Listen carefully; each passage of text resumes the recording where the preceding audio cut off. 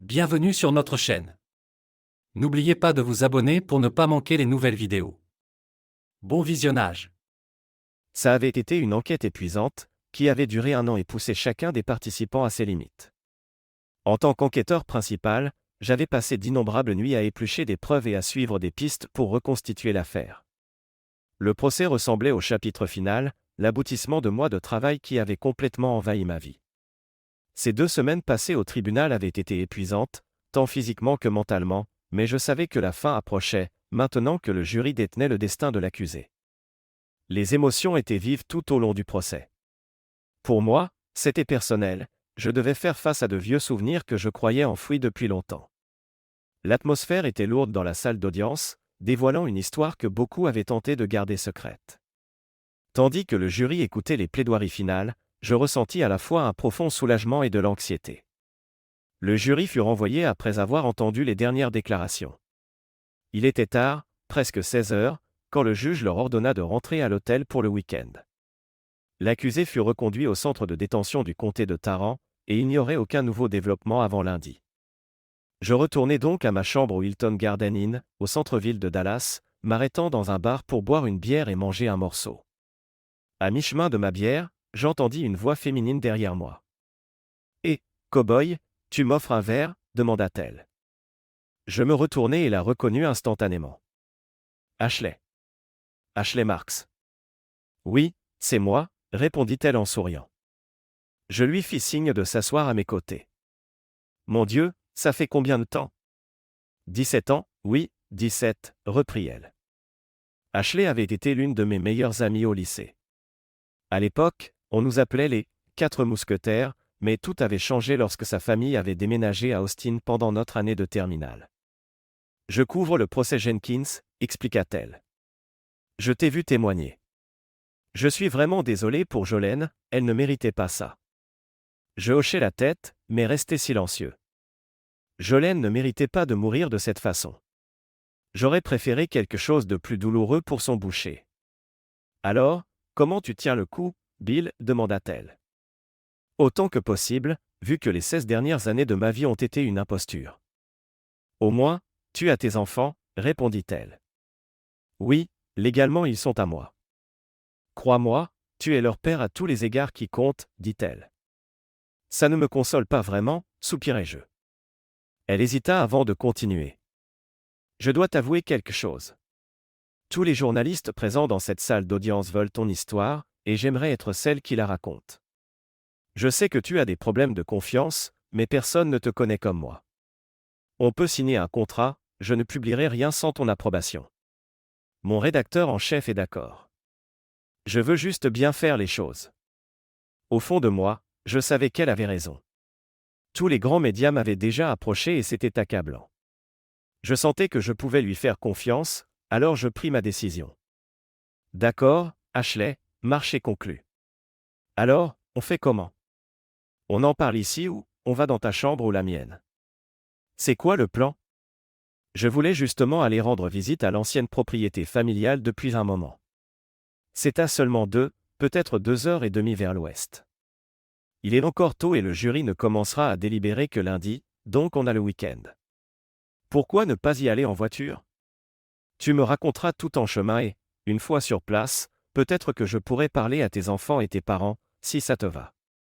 Je réfléchis un instant. Une pause dans le procès me ferait du bien et je serais content de montrer les lieux à Ashley. Ça me paraît bien. Tu loges où ? Au Hilton, juste à côté. Et toi ? Même hôtel ? Oui. Tu veux prendre quelques affaires avant qu'on parte ? Elle acquiesça et nous convînmes de nous retrouver près de mon pick-up sur le parking. Tu ne pourras pas le manquer, dis-je. Un gros pick-up bleu, double cabine, du Bill tout craché, toujours le plus gros camion du coin, lança-t-elle en riant. Donne-moi une trentaine de minutes, le temps de me changer et de prendre quelques trucs, d'accord ? D'accord, approuvai-je, et nous partîmes. Le soleil venait juste de se coucher lorsque nous avons pris l'Interstate 20 en direction d'Abilene, ce qui m'arrangeait, je déteste conduire face au soleil. Ashley avait troqué sa tenue de journaliste contre une jupe en jean qui arrivait au-dessus du genou et un chemisier blanc de style western. Elle était aussi ravissante qu'au lycée. je ne pus m'empêcher de remarquer ses jambes, ce qui réveilla des souvenirs familiers. Elle surprit mon regard et sourit. Je sais à quoi tu penses, cow-boy. Ah oui, vraiment. Tu te demandes pourquoi tu n'as pas fini avec Ashley au lieu de Jolene. Je ris. Tes instincts de reporter te disent ça? Non, c'est la façon dont tu mates mes jambes. Comme au lycée. Tu croyais que j'avais oublié? Des jambes comme ça, c'est difficile à oublier, admis-je. Elle sourit et sortit son dictaphone. Alors Ashley, y a-t-il un monsieur parfait qui t'attend à Austin? Demandai-je. Non. Après mon divorce, je me suis plongé dans le travail, problème de confiance, tu vois, et je n'ai rencontré personne qui en vaille la peine depuis. Désolé de l'apprendre. Elle rit doucement. Je doute que tu le sois vraiment. Quoi qu'il en soit, si on commençait cette interview itinérante. Ouais, allons-y, répondis-je. Elle posa le dictaphone sur le tableau de bord. Tu veux bien que j'enregistre? Demanda-t-elle. Pas de problème. Je veux juste que tu sois exact. Je bus une gorgée de café et rassemblai mes pensées. Eh bien, tu connais Steve. Jolene et moi, on était vraiment proches après ton départ. Je l'ai demandé en mariage juste après la remise des diplômes. Elle a dit oui. Steve et moi, on s'est engagés dans les marines juste après le lycée. On a fait notre formation de base ensemble à San Diego. On prévoyait de se marier après la fin de ma formation. Steve et moi avons été séparés après le camp d'entraînement, il est parti dans l'infanterie et moi en électronique informatique. Il est allé à Camp Pendleton et j'ai été envoyé à Quantico, en Virginie. Un mois plus tard, Steve s'est gravement blessé au genou et a été réformé pour raisons médicales. Tu as peut-être remarqué sa boiterie. Il n'aurait pas pu lui proposer un poste de bureau? Demanda Ashley. Non, ça ne marche pas comme ça chez les marines. Tout le monde est d'abord fusilier, peu importe sa spécialité. Si tu n'es plus apte au combat, c'est fini. Alors, il est rentré et son père a usé de relations pour lui obtenir un poste au comté. Son père était commissaire au comté, non? Je hochai la tête. Oui, jusqu'à sa mort. C'est comme ça que Steve s'est fait élire pour la première fois. Moi, j'ai terminé mes études, je suis revenu et je me suis marié. Steve était mon témoin. J'ai découvert plus tard qu'il était aussi le témoin de Jolene, si tu vois ce que je veux dire. Quelle garce, lâcha Ashley. Bref, je suis parti sur la côte ouest et, 9 mois après notre mariage, Brian est né. 1 an plus tard, je suis parti à Okinawa pour 1 an. Avant de partir, j'ai laissé Jolene et Brian dans la maison que j'avais héritée de mes grands-parents. C'était logique, vu que nos 2 familles vivaient à proximité. À mon retour, nous avons déménagé à Caen-le-Jeune, en Caroline du Nord. Moins de 9 mois plus tard, Jessica est née. Jolene a eu une grossesse difficile et a insisté pour que je subisse une vasectomie. Elle disait que c'était réversible si on voulait d'autres enfants. Avec le recul, j'aurais aimé savoir à l'époque ce que je sais aujourd'hui. Tu n'as pas remarqué la ressemblance avec Steve quand ils sont nés? Demanda Ashley. C'est une question légitime. Tu te souviens peut-être que beaucoup de gens disaient que Steve et moi pouvions passer pour des frères. On avait la même couleur de cheveux, la même couleur d'yeux et même des lobes d'oreilles similaires. Petit, les enfants me ressemblaient beaucoup, avec les yeux et le nez de leur mère. Ce n'est qu'en grandissant que j'ai remarqué la ressemblance. Je te montrerai les photos de bébé quand on arrivera chez moi. Bref, j'ai quitté les marines, nous sommes rentrés, et mon père m'a embauché dans son magasin d'informatique. Ça impliquait beaucoup de déplacements. Jolene s'en accommodait? Pas du tout, elle aimait ça. Mon père avait des clients un peu partout, Dallas, Abilene, Amarillo, Houston et même Oklahoma City. Pendant que je développais notre clientèle, Jolene avait tout le temps nécessaire pour inviter Steve à la maison, et dans notre lit. Je ne l'ai découvert que bien plus tard. Tu veux dire qu'elle couchait avec Steve dans ton propre lit? S'indigna Ashley. Oui, tout le temps. C'est pour ça que j'ai brûlé le lit et le matelas après qu'elle se soit fait descendre. Je te comprends, répondit Ashley. J'ai aussi brûlé le canapé, le fauteuil de Steve et la robe de mariée de Jolene. Donc, Steve venait régulièrement chez toi? Demanda Ashley. Oui. Il avait même son propre fauteuil. À l'époque, ça ne me gênait pas, je pensais que c'était un ami. Il venait après l'église le dimanche et les enfants l'appelaient Oncle Steve. C'est Jolene qui y tenait, et ça me dérangeait un peu, mais maintenant je comprends pourquoi. Et, j'ai besoin d'un autre café. On s'arrête, proposai-je. Ashley éteignit son enregistreur. Ça me va, je fumerai bien une cigarette. J'acquiesçai et sortis à la prochaine sortie. Après une courte pause, nous avons repris la route. Ashley a reposé son enregistreur sur le tableau de bord. Donc, tu n'as jamais eu le moindre soupçon qu'elle te trompait avec Steve? Aucun. J'étais le mari naïf. Elle ne me manquait jamais de respect ouvertement, et ils étaient très prudents. Quand l'as-tu découvert? Demanda-t-elle. Il y a environ 1 an. J'étais à Los Angeles pour une formation d'1 mois pour un client à San Antonio. Jolene et les enfants restaient en contact avec moi tous les jours. Un week-end, Brian m'a envoyé une photo de leur sortie pêche au lac. Jolene et Steve avaient emmené les enfants. Regarde, dis-je en lui tendant mon téléphone, va dans l'album.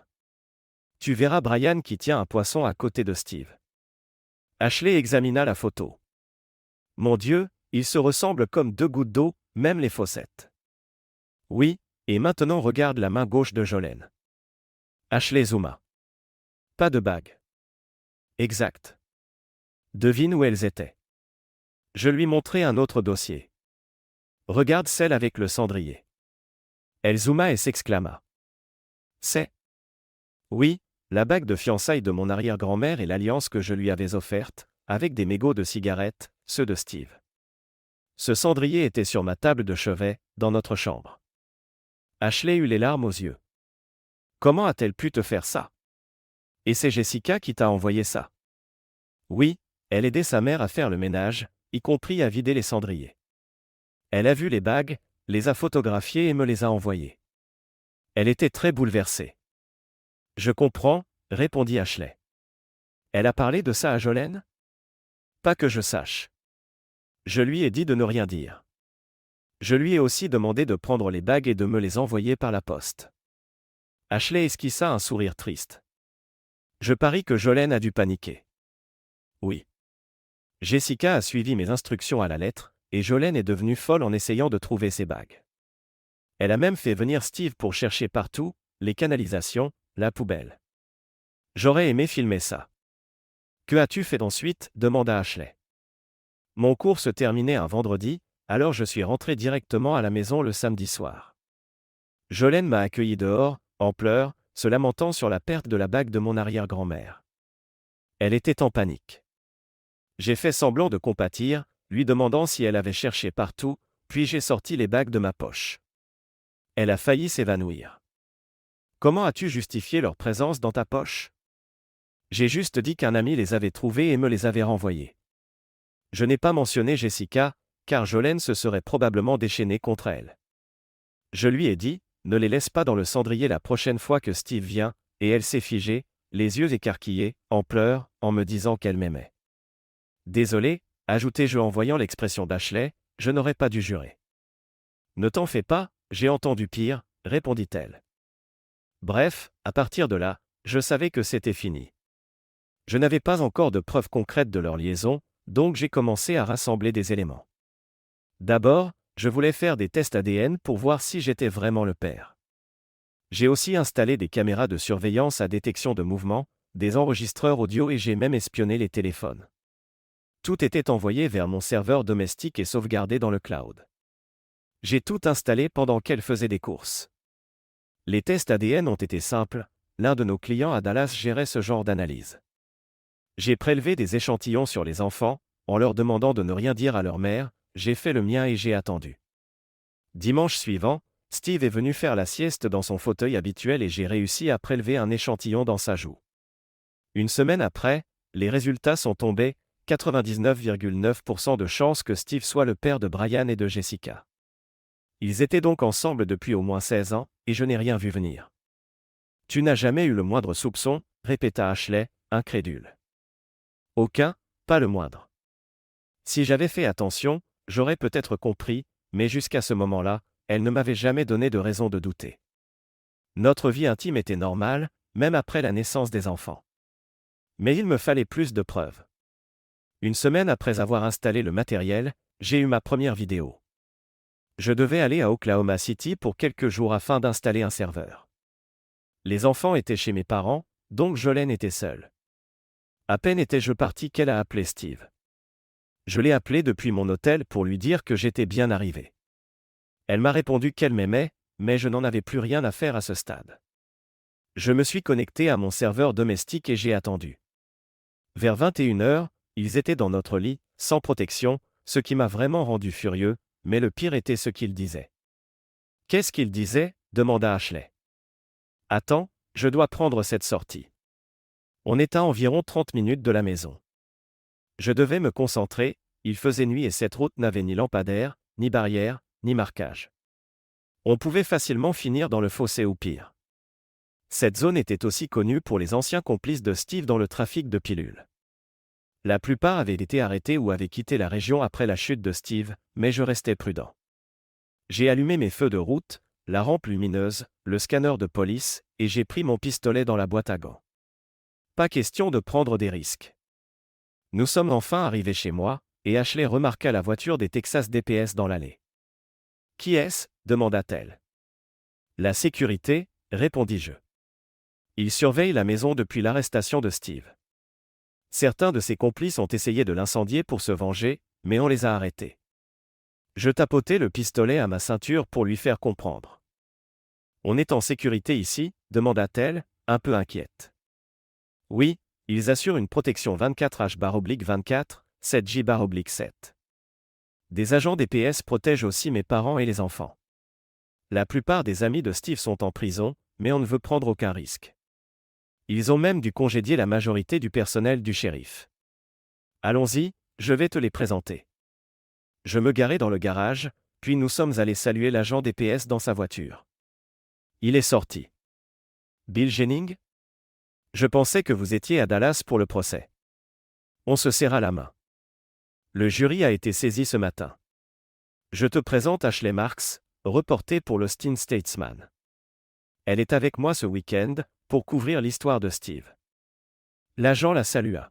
« Enchanté, madame. » Puis, se tournant vers moi, « Rien à signaler, tout est calme depuis que les Rangers ont nettoyé le dernier groupe. Mon remplaçant ne devrait pas tarder. » « Merci, » répondis-je en lui serrant la main, « bonne nuit à vous. » À l'intérieur, je mis le café à chauffer et je fis faire le tour de la maison à Ashley. Construite en 1866 par mon ancêtre William Bryan Jennings, après la guerre de sécession, elle avait été agrandie et modernisée au fil du temps, mais certains endroits portaient encore la trace de la construction d'origine. Elle disposait de 5 chambres, d'un garage pour 3 voitures et d'une véranda tout autour.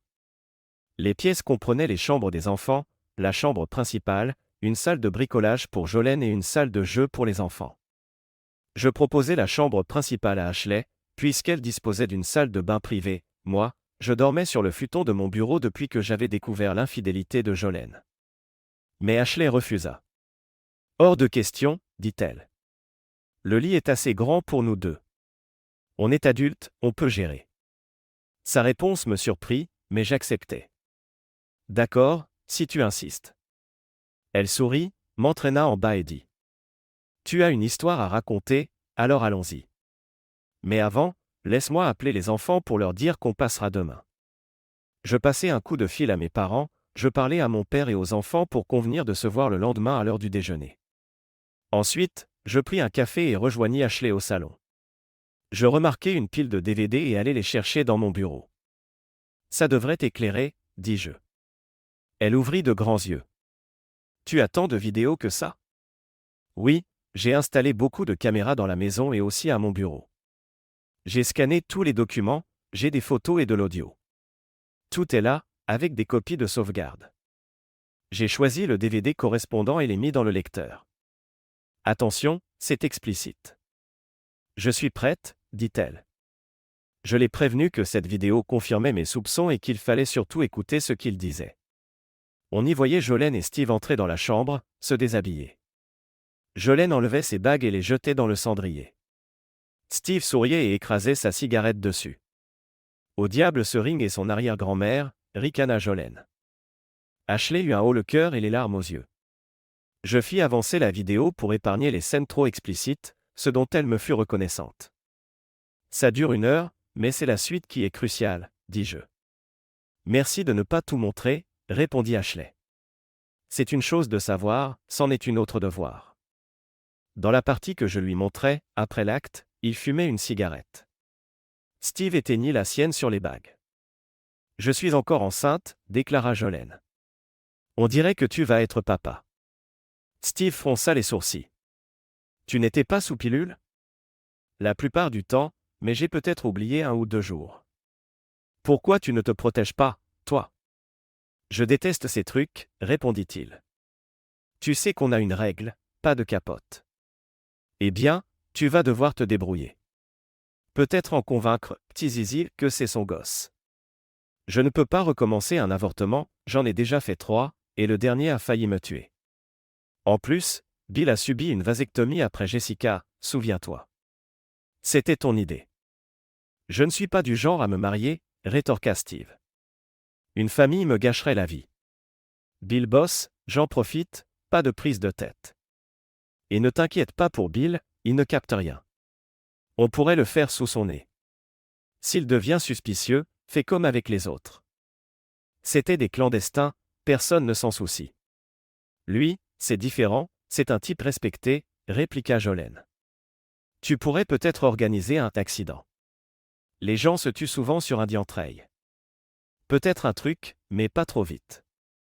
On pourrait l'empoisonner lentement. On s'en occupera plus tard, quand les gosses seront grands. Comme ça, tu hériteras de son assurance et d'une partie de son entreprise. En attendant, va à la nouvelle clinique d'Abilene. Je garde un œil sur Bill. S'il va voir un avocat, je m'en occupe. Jolene acquiesça. D'accord, bébé, c'est toi le chef. Ils ont repris leurs ébats, et j'ai stoppé la vidéo. Ashley était en larmes. Je la déteste.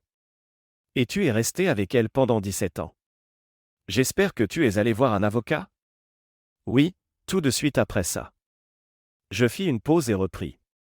Je suis allé voir Alan Jackson, notre avocat de famille. Ce qu'il m'a dit m'a glacé. Je lui ai montré les résultats ADN et la vidéo. Il m'a expliqué qu'au Texas, on peut demander le divorce pour infidélité ou cruauté, mais que ce n'est pas un crime. Ça peut influer sur le partage des biens et la pension, mais le vrai problème, c'était Steve.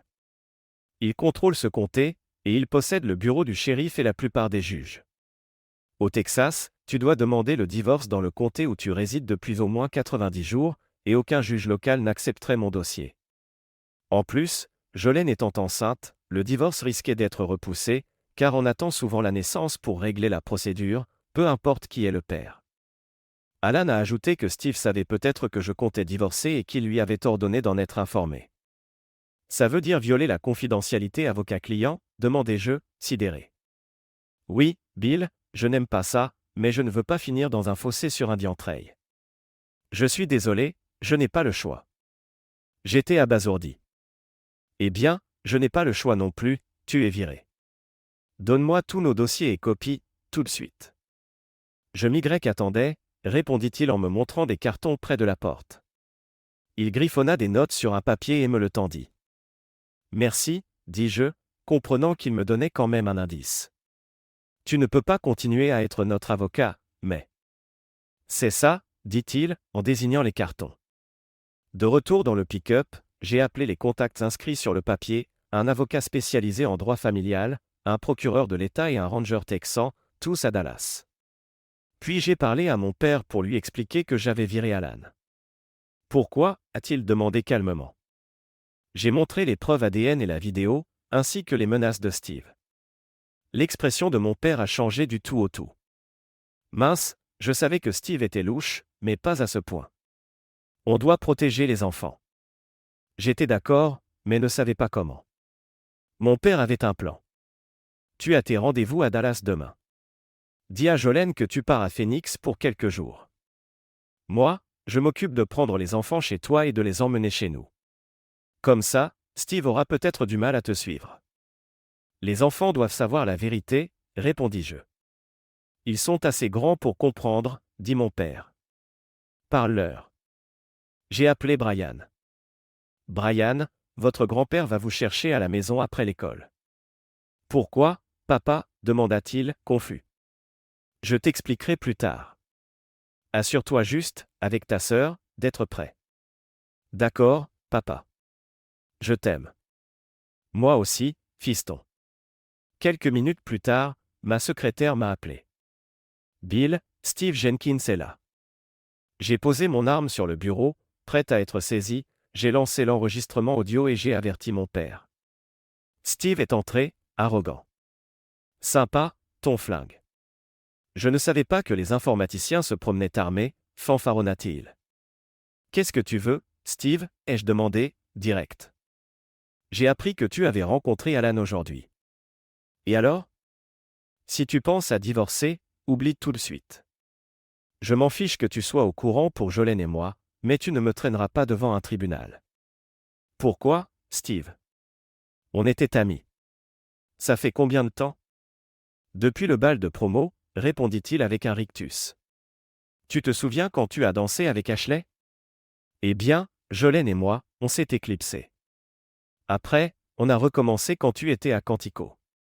Elle a pris la pilule, mais a oublié, de temps en temps autour de votre mariage. J'étais ton témoin, tu te souviens. 9 mois plus tard, Brian est né. Il ricana. On s'est remis ensemble quand tu étais à Okinawa, elle est tombée enceinte, mais elle a avorté. Puis, elle t'a fait croire que Jessica était de toi. Je lui ai dit de te pousser à faire une vasectomie. On ne voulait pas que tu aies tes propres gosses, ça aurait compliqué les choses. Elle a foiré quelques fois, elle a dû se faire avorter. Mais c'était génial pour nous, jusqu'à ce que tu fouines.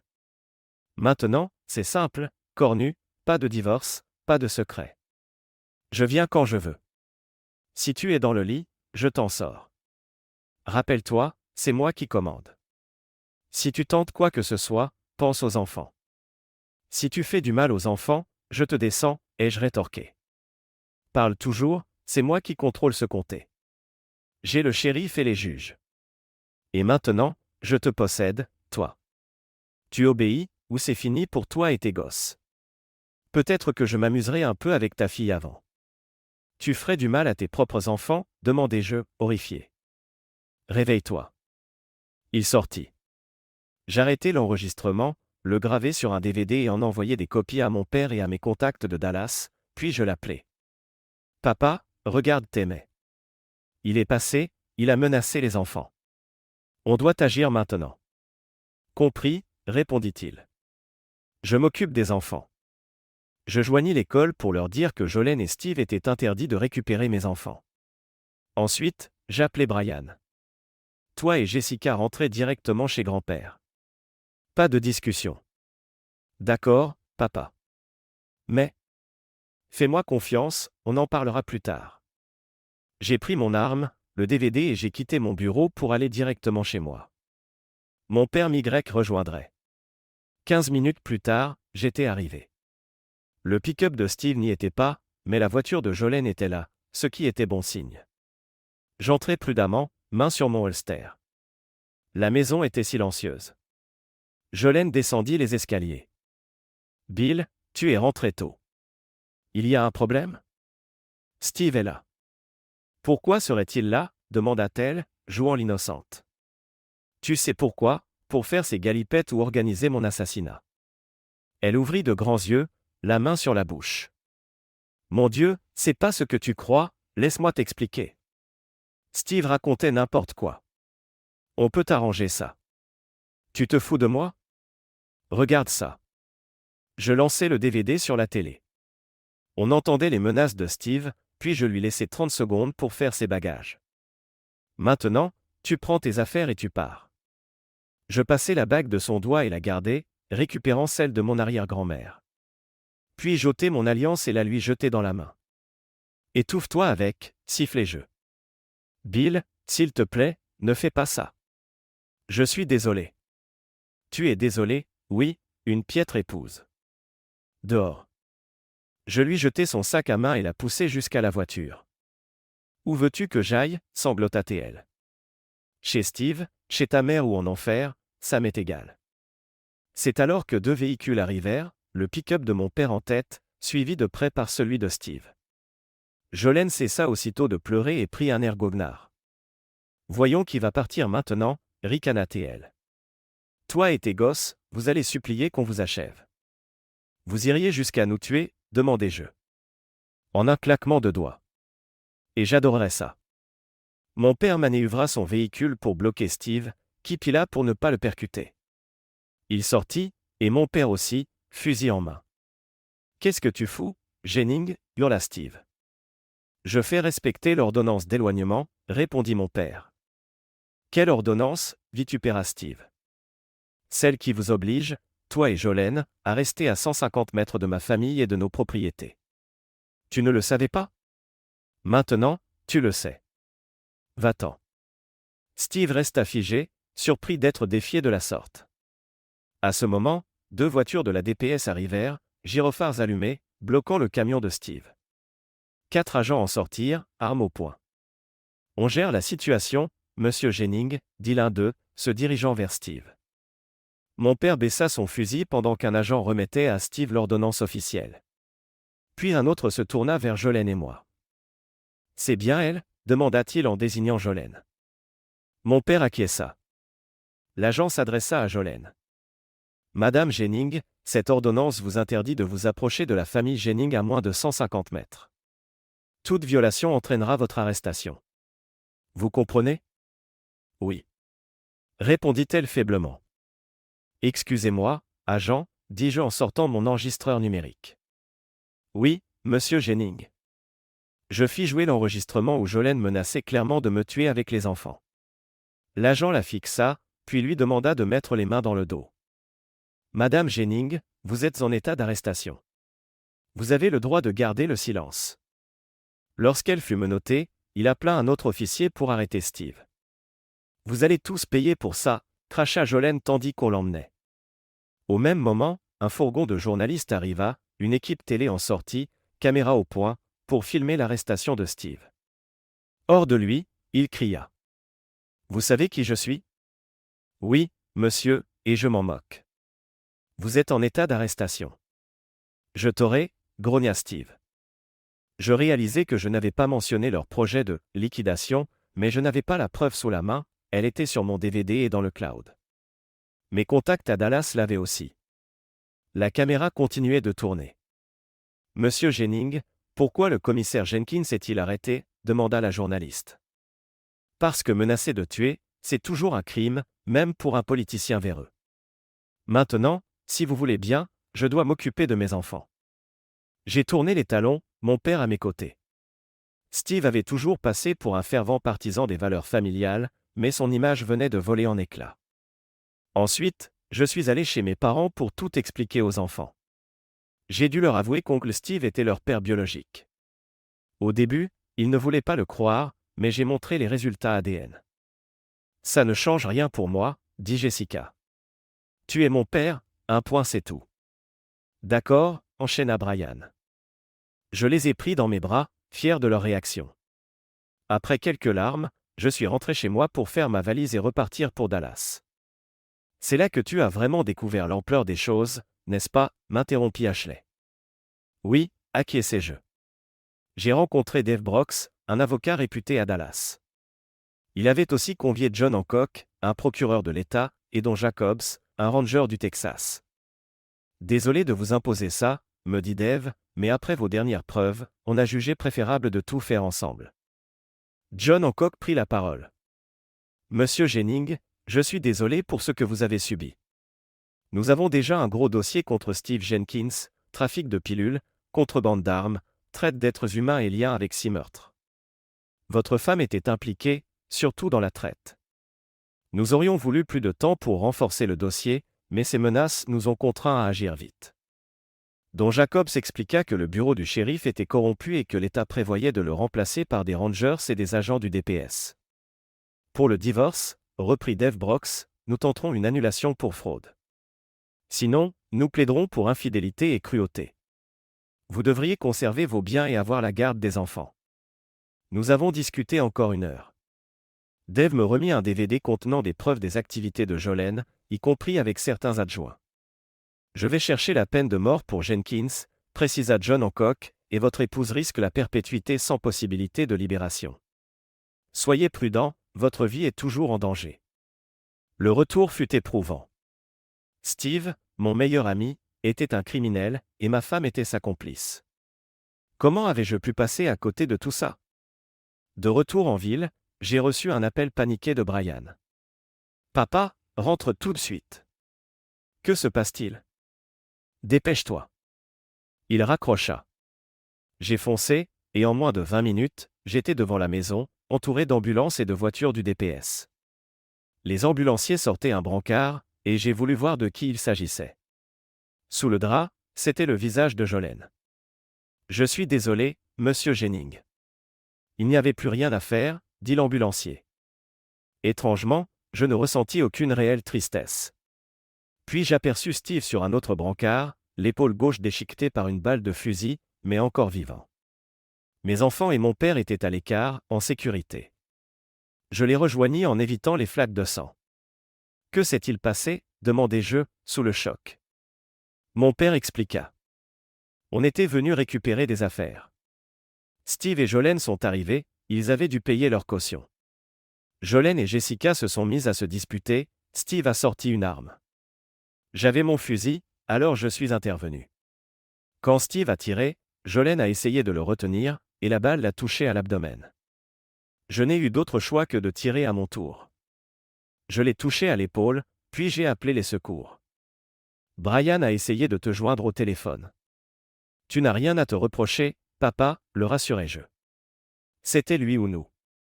Je savais que tout avait été filmé par le système de sécurité, et je montrai la vidéo à un officier, qui me demanda une copie immédiatement. Tu as la suite, dis-je à Ashley, en reprenant mon récit.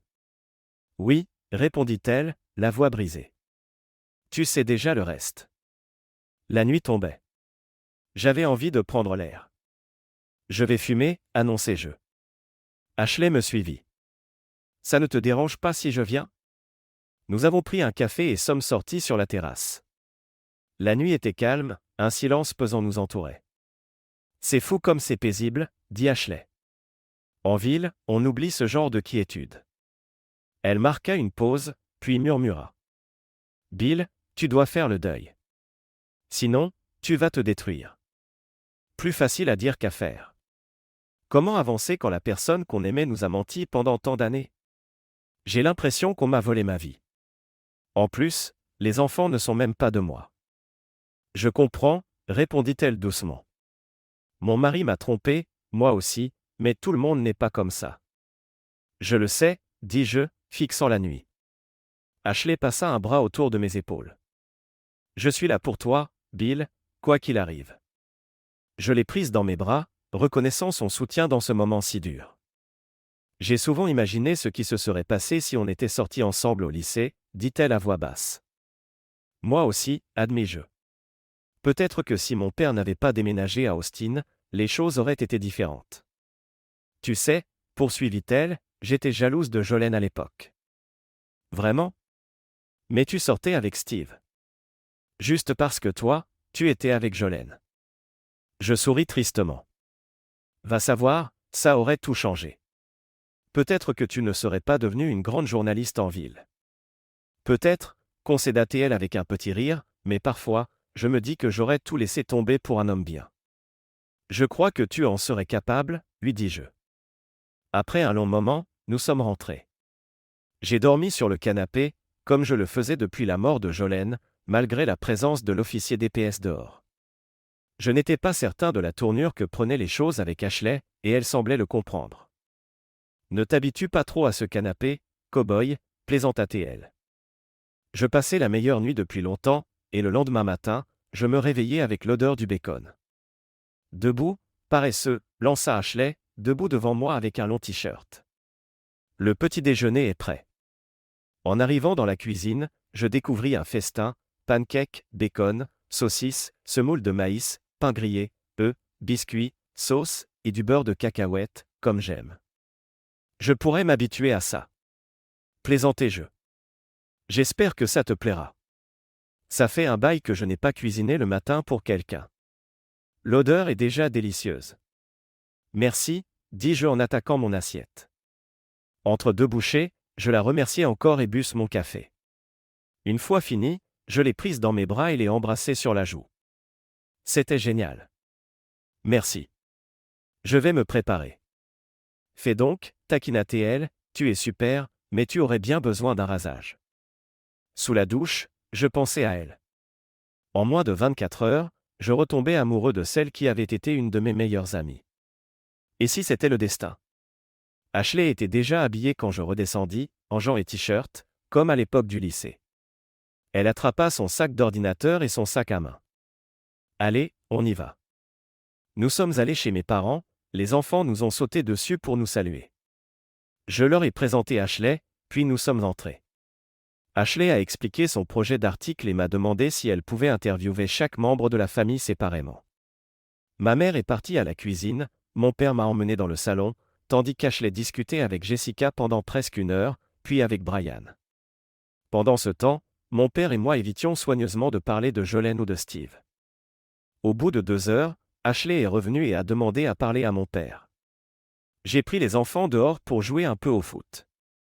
Finalement, Ashley nous a rejoints et on a improvisé un match de football touché, Jessica et moi contre Ashley et Brian. Pour la première fois depuis longtemps, j'avais l'impression d'avoir une famille heureuse. Après le déjeuner, on s'est préparé à partir. Juste avant de partir, Jessica m'a pris à part et chuchoté. « Papa, si tu ne la demandes pas en mariage, je te botte les fesses. » J'ai ri et promis d'y réfléchir. Dans la voiture, j'ai demandé à Ashley comment s'étaient passées les interviews. Très bien. Je sais que la confiance est un problème, alors je veux t'expliquer pourquoi j'ai parlé à chacun séparément. C'est une méthode standard, j'avais besoin de leurs récits individuels, sans pression extérieure. Je comprends, tu fais ton boulot. Tu as appris quelque chose de nouveau? Oui. Jessica m'a confié que Steve la harcelait depuis un moment déjà. Cet enfoiré. Murmurai-je. Ashley acquiesça. Ta famille t'aime. Ils avaient des doutes sur Jolene mais n'avaient pas de preuves concrètes, alors ils n'ont rien dit. J'ai aussi compris ce que c'était de faire partie d'une famille soudée. J'ai adoré ces moments avec vous. Nous aussi, répondis-je. Les enfants t'adorent déjà. Nous nous sommes ensuite dirigés vers l'immeuble où vivait la mère de Jolene, Madame Carter. Tu préfères y aller seul? Demandai-je. Non, je veux que tu sois là. Il faut que vous clarifiez les choses tous les deux. Madame Carter ouvrit la porte, visiblement affaiblie depuis la perte de sa fille et de son mari. Comment ça va? Lui demandai-je en la serrant dans mes bras. Je fais aller, Bill, merci. Elle reconnut Ashley. Ashley Marks, toujours aussi ravissante. Nous nous sommes assis, et j'ai commencé. Madame Carter, nous sommes venus pour discuter. Je vous écoute, répondit-elle, un peu mal à l'aise. Vous saviez pour Jolene et Steve. Pourquoi ne pas me l'avoir dit? Demanda Ashley. Madame Carter baissa les yeux, honteuse. Oui, je savais. Je suis désolé, Bill.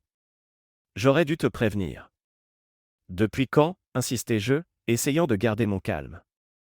Depuis le début, avoua-t-elle. Je regrette tant. Si elle aimait Steve, pourquoi m'avoir épousé? Tu étais sa stabilité, Steve était l'excitation. Expliqua Madame Carter. Ça n'excuse pas d'avoir tramé tout ça, elle a même eu des enfants de lui, et ils ont comploté pour se débarrasser de nous, dis-je, irrité. Je sais. Je crois qu'au départ, elle t'aimait. Au départ. Répétai-je, amer. Ashley reprit. Et qu'est-ce qui a changé? Les gens changent, Steve avait une emprise sur elle. Jolene m'a prévenu de me mêler de mes affaires, alors j'ai pris mes distances. Savez-vous quelque chose sur ces avortements? Demanda Ashley. Oui, je les savais aussi. Je lui ai dit de divorcer, mais elle a ri en disant qu'elle hériterait de tout un jour. Il y a combien de temps? 1 an et demi, environ. J'intervins. Vous saviez aussi pour la mort de votre mari? Il s'est disputé avec Steve juste avant l'accident. Ton beau-père était méticuleux avec la mécanique.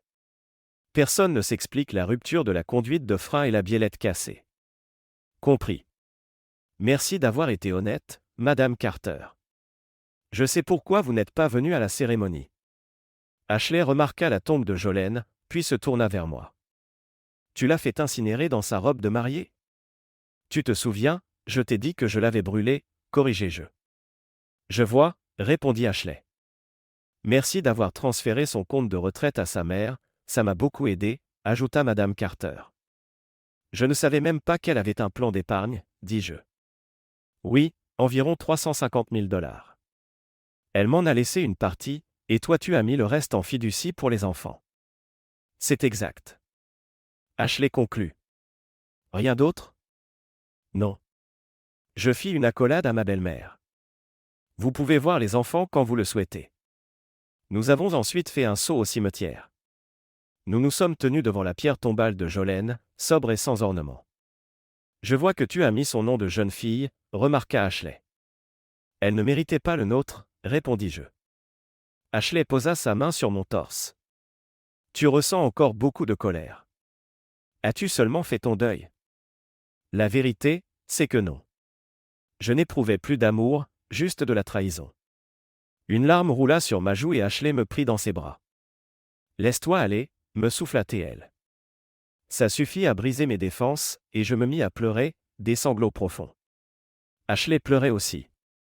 C'était ma copine, à moi aussi, murmura-t-elle. Nous étions les 4 mousquetaires. Je hais ce qu'elle est devenue, mais j'ai aimé la fille qu'elle était autrefois. Et toi, tu l'as aimée pendant si longtemps, vous avez eu 2 enfants ensemble, ça doit compter. Je suppose, dis-je en reniflant. Bien sûr que oui, répondit-elle. Allez, je suis là, moi, maintenant. Après un moment, je regardai Ashley. Elle essuya mes larmes. On va faire un tour au supermarché, demanda-t-elle. Et pour le dîner? Je réfléchis. Pourquoi pas un restaurant à Clyde? Il paraît qu'ils font de bons steaks et qu'il y a un groupe qui joue ce soir. Tu m'invites devant la tombe de ta femme, plaisanta-t-elle. Pourquoi pas, souriai-je. Elle rit, embrassa sa main et la posa sur la pierre tombale.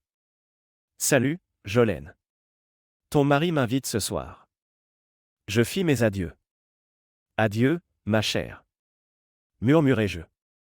Je crus percevoir un sanglot lointain, mais ce n'était sûrement que le vent. Nous remontâmes en voiture.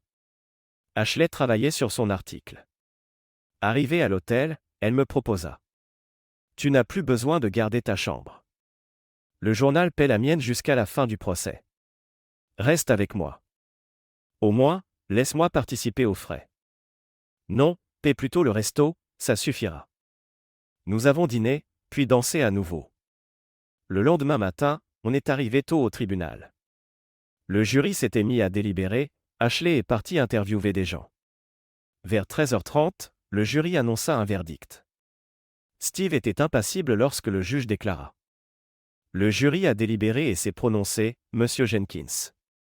Dans l'affaire l'opposant à l'État, vous êtes reconnu coupable de tous les chefs d'accusation, et la sentence est la peine capitale. Steve avait tenté d'échapper à la condamnation à mort, mais sans succès. Trafic, contrebande, traite humaine, complot d'assassinat, la totale. Le juge fit sonder le jury, et tous confirmèrent la décision. Monsieur Jenkins, la gravité de vos crimes justifie l'exécution légale. Vous serez transféré dans la prison d'État à Huntsville pour l'application de la sentence. Que Dieu ait pitié de votre âme. À ce moment, mon avocat me fit signe de le suivre. Nous rejoignîmes les officiers qui emmenaient Steve. L'avocat tendit 2 formulaires à Steve. Quoi encore, grogna Steve. Le premier est la renonciation à tes droits parentaux sur Brian et Jessica. Le second concerne la répartition de tes biens après l'exécution, 1/3 pour Madame Carter, 1/3 pour Brian, 1/3 pour Jessica. Steve, vaincu, signa les papiers. Content, cracha-t-il. Je le serai bientôt, répondis-je. Au fait, Ashley et moi, on va se marier, et elle va adopter les enfants. Amuse-toi bien en enfer. Nous sommes partis, et je ne l'ai revu qu'à son exécution. Oui, j'ai visité sa tombe plus tard, mais sans Ashley. Le cauchemar était fini, la page pouvait enfin se tourner. L'article d'Ashley sur toute cette affaire est devenu viral, et elle a décroché le prix Pulitzer. Elle a quitté le Statesman pour devenir rédactrice en chef du Daily Record, faisant grimper le tirage. Nous avons fait un petit mariage dans notre jardin, avec mes enfants pour témoins, Brian était mon garçon d'honneur et Jessica ma demoiselle d'honneur. Quand nous avons échangé nos vœux, le pasteur nous a présentés comme M et Madame William Jennings et leur famille. Brian s'est jeté au cou d'Ashley. Bienvenue dans la famille, Man. Les larmes aux yeux, elle les serra contre elle. Je vous aime, tous les deux. Mon père nous a remis une enveloppe, des billets pour une croisière dans les Caraïbes. Profitez bien de votre lune de miel. 10 mois plus tard, Ashley a donné naissance à des jumeaux, William Frédéric et Alicia Marie. Peu après, un politicien local a voulu me convaincre de me présenter à l'ancien poste de Steve. Non merci, ai-je répondu. Mon père m'a toujours dit, le pouvoir corrompt. Merci de regarder et n'oubliez pas de vous abonner pour ne pas manquer les nouvelles histoires.